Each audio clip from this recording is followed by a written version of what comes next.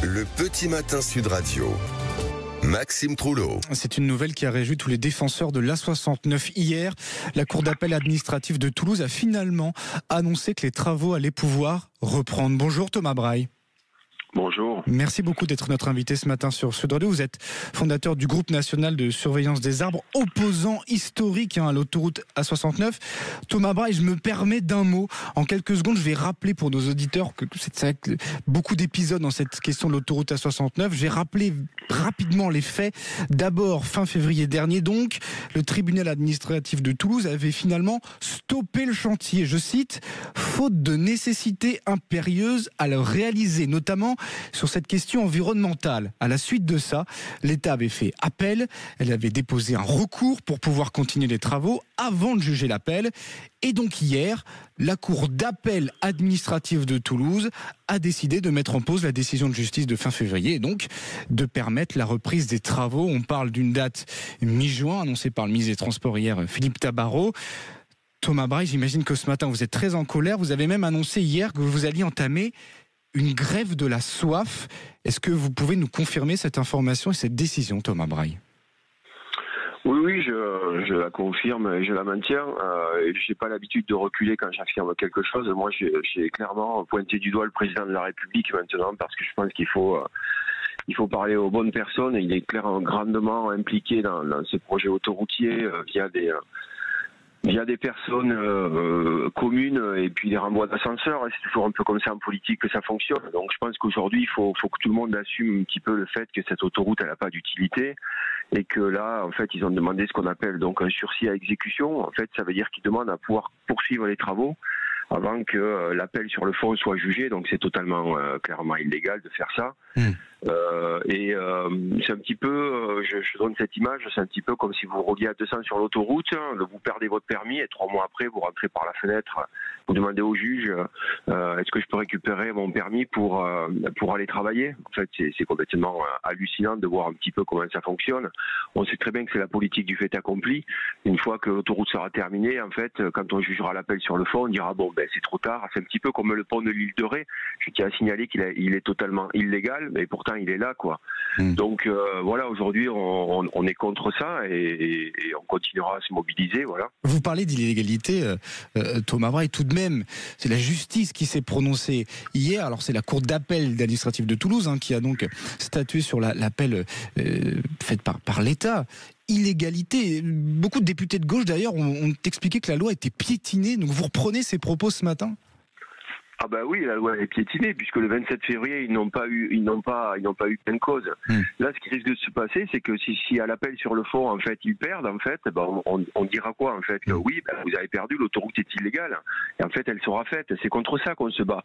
Mais vous savez, au-delà de ça, on se bat contre le fait qu'on est en train d'abîmer des terres agricoles. Les terres agricoles aujourd'hui, c'est pour se nourrir. On connaît la problématique avec les agriculteurs. On a une guerre aux portes de l'Europe avec l'Ukraine qui est quand même le grenier au niveau européen des céréales quoi. Donc on a perdu l'autonomie alimentaire en France depuis une vingtaine d'années. C'est là-dessus que j'aimerais pointer du doigt. Alors après qu'il y ait des projets qui se fassent, on n'a rien contre, mais je pense qu'aujourd'hui il va falloir réfléchir différemment. Je tiens aussi à rappeler qu'il y a 2 ans, il y a 90% des personnes du territoire qui ont rempli une enquête publique environnementale. Sur 6200 avis déposés, il y a 90 personnes qui ont dit non quoi, cette autoroute, et malgré ça elle est passée en force. Et aujourd'hui on nous reproche que cette autoroute elle coûte de l'argent, que l'on perd 200 000 euros par jour, mais en fait ils sortent d'où ces chiffres qui nous prouvent le concessionnaire qui évoque ces 200 000 chiffres. euros de perdu, puisqu'il n'y a personne sur le chantier. Il n'y a personne en fait. Il n'y a pas de chantier. Enfin, il n'y a pas d'engin qui travaille. Il n'y a pas d'ouvrier. Il n'y a même pas de gardiennage. En fait, expliquez-nous d'où sortent ces 200 000 euros par jour. Moi, j'aimerais bien savoir quoi. Mais c'est vrai qu'il y a des questions de maintenance à ce niveau-là. C'est ce que dit le concessionnaire de cette autoroute. Vous parliez d'Emmanuel Macron, Thomas Braille, en pointant du doigt ces décisions. On se souvient d'Emmanuel Macron qui avait dit « Make planet great again ». C'était il y a quelques années. Vous nous dites aujourd'hui que cette autoroute A69 va causer des dégâts, si ce n'est pas déjà le cas d'ailleurs sur l'environnement. Vous dites qu'il y a une certaine hypocrisie de la part du chef de l'État ce matin, Thomas Braille.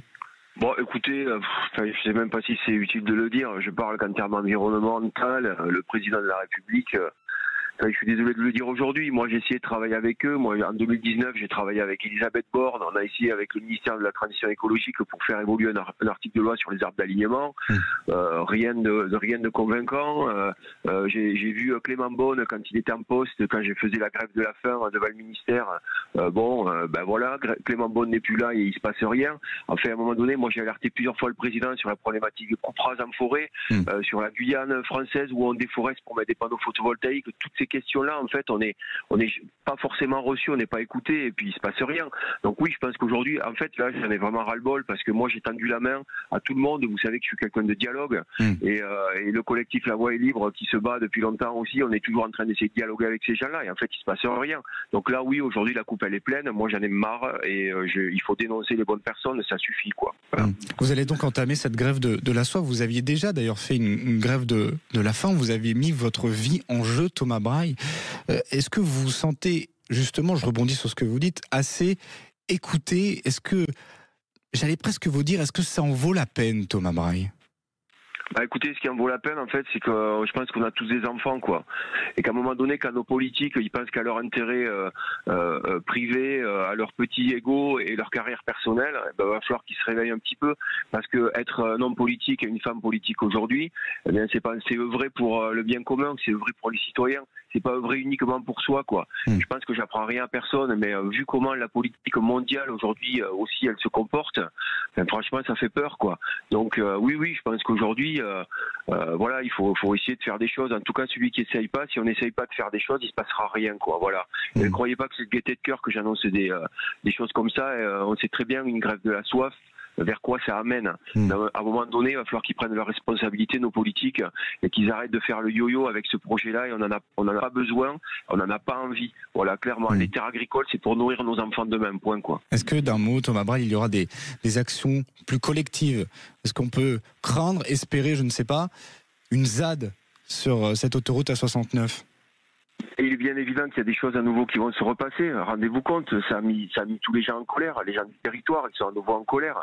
Enfin, c'est le yo-yo émotionnel, ce projet-là, quoi. Ça n'a pas de sens. C'est-à-dire, vous dites plusieurs choses. C'est-à-dire, il y a déjà des choses qui sont en discussion du côté des Antilles A69? Bien entendu, mais il y a déjà une mobilisation le 4-5 juillet sur le tracé de l'autoroute. Enfin, je veux dire, et puis il y a d'autres choses au niveau juridique qui se préparent. Donc, bien sûr qu'on ne va pas se laisser abattre.